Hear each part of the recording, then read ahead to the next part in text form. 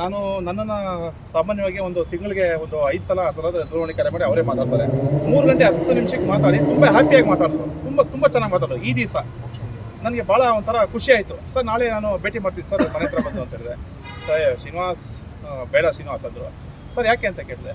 ಬೇಡ ಶ್ರೀನಿವಾಸ್, ಅದು ನಿಮ್ಗೆ ಗೊತ್ತಿದೆ, ಮನೆ ಹತ್ರ ಬೇಡ, ಮೇಡಮ್ ಅವ್ರು ಇರ್ತಾರೆ ಅಂತ. ನನಗೆ ಆವತ್ತು ಒಂದು ಲಾಸ್ಟ್ ಟೈಮ್ ಒಂದು 2 ಮಂತ್ ಬ್ಯಾಕ್ ಬಂದಾಗ ನನಗೆ ಸ್ವಲ್ಪ ಒಂಥರ ಬೇಸರ ಆಯ್ತು ನನಗೆ, ಇಲ್ಲಿ ಮನೆ ಹತ್ರ ಯಾಕೆ ಬರೋಕ್ಕೆ ಬಿಡಲ್ಲ ಅಂತ. ಯಾಕಂತ ಹೇಳಿದ್ರೆ ನಾನು SI ಆಗಿದ್ದಾಗ, ಸಬ್ ಇನ್ಸ್ಪೆಕ್ಟರ್ ಆಗಿದ್ದಾಗ ನಾನು ಸುಮಾರು ಸಾಹೇಬ್ರ ಹತ್ರ ನಿಕಟಪೂರ್ವವಾಗಿದ್ದೆ ಅಂತ ಹೇಳಿ ಹಂಗಂತ ಯಾವುದೋ ಒಂದು ಪ್ರಕರಣಕ್ಕೆ ಸಂಬಂಧಪಟ್ಟಂಗೆ ಸಾಹೇಬ್ರು ಕರೆದಿದ್ರು. ಆವಾಗಿಂದ ಸ್ವಲ್ಪ ಆತ್ಮೀಯನಾಗಿದೆ ಸಾಹೇಬರಿಗೆ. ಮತ್ತೆ ಇನ್ನೊಂದು ಏನಪ್ಪ ಅಂತ ಹೇಳಿದ್ರೆ, ನಾನು ನೋಡಿದೆ, ಶವ ನೋಡಿದೆ, ಸ್ವಲ್ಪ ಹಿರಿಯ ಅಧಿಕಾರಿಗಳ ಜೊತೆ ಓದಿ ನೋಡಿದೆ. ಲೆಫ್ಟಲ್ಲಿ ಅಂದರೆ ನಾವೇನು ಉಸಿರಾಡ್ತೀವೋ ಆ ನರಕ್ಕೆ ಇದು ಚೂಪಾದ ಆಯುಧದಿಂದ ತಿಂದಿದ್ದಾರೆ. ನನಗೆ ಅದು ನೋಡಿ ಭಾಳ ಇದಾಯಿತು. ಆ ತಾಯಿ ಯಾಕೆ ಆ ರೀತಿ ಮಾಡಿದ್ರು, ಬೀಭಿಸ್ತವಾಗಿ ಕೊಲೆ ಮಾಡಿದ್ದಾರೆ. ಏನು ಮಾತಾಡೋದು ಸರ್ ವಿಚಾರ? ನನಗೆ ಸಾಹೇಬರು ಫೋನ್ ಮಾಡಿಬಿಟ್ಟು ಹೇಗಿದ್ದೀರಾ ಶ್ರೀನಿವಾಸ್, ಚೆನ್ನಾಗಿದ್ದೀರಾ ಅಂತ ಹೇಳಿದ್ರು. ನಾನು ಕೋಲಾರ್ಗೆ ಹೋಗಿದ್ದೆ, ನಾನು ಟ್ರೀಟ್ಮೆಂಟ್ ತೊಗೊಂಡು ಬಂದೆ, ಬ್ಯಾಕ್ ಪೇನಿ ಅಂತ ಹೇಳಿದ್ರು. ಎಲ್ಲಿದ್ದೀರಾ ಸರ್ ಅಂದರೆ ಮನೆಗೆ ಇದ್ದೀನಿ ಅಂತ ಹೇಳಿದ್ರು. ಹ್ಯಾಪಿಯಾಗೆ ಮಾತಾಡಿದ್ರು, ಏನು ತೊಂದರೆ ಇಲ್ಲ. ಆಯಿತು ಸರ್, ನಾನು ಬೆಳಗ್ಗೆ ಬಂದು ನಾನು ಭೇಟಿ ಮಾಡ್ತೀನಿ ಅಂತ ಹೇಳಿದ್ರೆ. ಮತ್ತು ಇಲ್ಲಿ ಬರೋದು ಬೇಡ ಶ್ರೀನಿವಾಸ್, ಇಲ್ಲಿ ಬಂದರೆ ಗೊತ್ತಲ್ಲ ಮೇಡಮ್ ಅವ್ರು ಇರ್ತಾರೆ. ಸರ್ ಫ್ಯಾಮಿಲಿ ಏನಕ್ಕೆ ಸರ್ ಮೇಡಮ್ ಅವ್ರಿಗೆ ಯಾಕೆ ಸರ್ ಯಾವ ರೀತಿಯಾಗಿ ಕೊಲೆ ಮಾಡಿದ್ರು? ಬಟ್ ನನಗೆ ಈ ಕೊಲೆ ಉದ್ದೇಶ ಹಿಂದೆ ಏನು ಅಂತ ನನಗೆ ನಿಗೂಢತೆ ಇದೆ.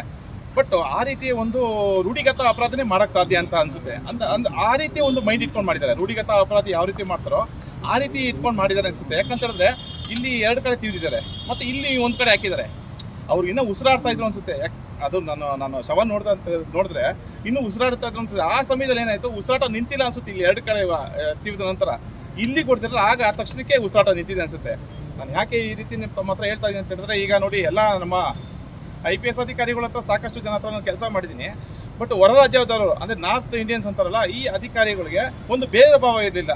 ನಮ್ಮ ಪೊಲೀಸ್ ಅಧಿಕಾರಿಗಳಲ್ಲಿ ಯಾವ ರೀತಿ ಇತ್ತು ಅಂತ ಹೇಳಿದ್ರೆ ಬೇರೆ ಥರ ಏನಾದರೂ ಒಂದು ನೋಡ್ತಾರೆ. ಬಟ್ ಈ ಅಧಿಕಾರಿಗಳ ಹತ್ರ ನಮ್ಮ ಕರ್ನಾಟಕ ರಾಜ್ಯ ಪೊಲೀಸ್ ಇಲಾಖೆಯಲ್ಲಿ ಬಂದಿರ್ತಕ್ಕಂಥ ಒಂದು ಮುಂಬರ್ತಿ ವಿಷಯದಲ್ಲಿ ಆಗಿರ್ಬೋದು, ಮತ್ತು ಇನ್ನಿತರ ಯಾವುದೇ ಒಂದು ವಿಷಯಕ್ಕೆ ಸಂಬಂಧಪಟ್ಟಂಗೆ ತ್ವರಿತಗತಿಯಲ್ಲಿ ವಿಲೇವಾರಿ ಮಾಡ್ತಾಯಿದ್ರು. ಭಾಳ ಹತ್ರದಿಂದ ನೋಡಿದ್ದೀನಿ. ನನಗೆ ಇವತ್ತು ಎಷ್ಟು ನನಗೆ ಘಾಸಿ ಆಗಿದೆ ಅಂತ ಹೇಳಿದ್ರೆ, ಆ ಸಾಹೇಬ್ರ ಹತ್ರ ಈ ಸಾಹೇಬ್ರನ್ನ ಅನಿಸ್ತಾ ಇತ್ತು ನನಗೆ. ಈಗ ಈ ಸಾಹೇಬ್ರನ್ನ ಅತಿ ಆಗಿರೋದು ಅನಿಸ್ತಾ ಇತ್ತು. ಅಷ್ಟೊಂದು ಬೇಜಾರಾಗ್ತಾ ಇತ್ತು ನನಗೆ.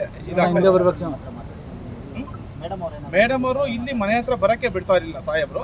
ಆ್ಯಕ್ಚುಲಿ ಆಫೀಸಲ್ಲೇ ನಾನು ಸಾಹೇಬ್ರನ್ನ ಭೇಟಿ ಮಾಡ್ತಾ ಇದ್ದೆ. ಯಾವಾಗನ ಆ ಕಡೆ ಬೆಂಗಳೂರು ನಗರ ಕಡೆ ಬಂದಾಗ ಹೋಟೆಲಲ್ಲಿ ಇದು ಆಫೀಸಲ್ಲೇ ಸಾಹೇಬರು ನನಗೆ ಒಂದು ಕಳೆದ ತಿಂಗಳಲ್ಲಿ ಹೇಳಿದರು, ಈ ಥರ ಜಿಗಣಿ ಹತ್ರ ಎಲ್ಲ ಒಂದು ಸ್ವಲ್ಪ ಅವರು ಮಾನಸಿಕವಾಗಿ ಸ್ವಲ್ಪ ನೊಂದಿದ್ದಾರೆ, ಮತ್ತು ಅವರು ಏನು ಇದು ಮಾಡ್ತಾರೆ ಗೊತ್ತಿಲ್ಲ ಶ್ರೀನಿವಾಸ್. ಬಟ್ ನಾನಂತೂ ಟ್ರೀಟ್ಮೆಂಟ್ ಕೊಡ್ತಾ ಇದ್ದೀನಿ, ಸಾಕಷ್ಟು ಲಕ್ಷಾಂತರ ರೂಪಾಯಿ ನಾನು ವ್ಯಯಿಸ್ತಾ ಇದ್ದೀನಿ ಅಂತ ಹೇಳಿದ್ರು ಅಷ್ಟೇ. ಬಟ್ ಸಾಕಷ್ಟು ಅವರು ಒಂದು ಸಲ ಮಾತಾಡ್ದಂಗೆ ಫರ್ ಮೈಂಡ್ ಇನ್ನೊಂದು ಸಲ ಇರಲ್ಲ.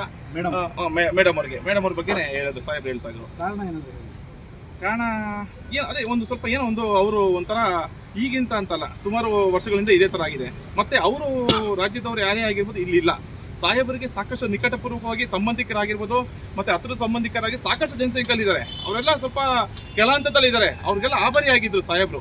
ಮತ್ತು ಪ್ರತಿಯೊಂದು ವಾರಕ್ಕೊಬ್ಬರು ಇಬ್ಬರು ಭೇಟಿ ಮಾಡ್ತಾನೆ ಇದ್ರು ಸಾಹೇಬ್ರು. ಅದು ಒಂದು ಸ್ವಲ್ಪ ಇರುಸು ಮುರುಸಾಗ್ತಾ ಇತ್ತು ಯಾರೋ ಆ ಮೇಡಮ್ ಅವ್ರಿಗೆ.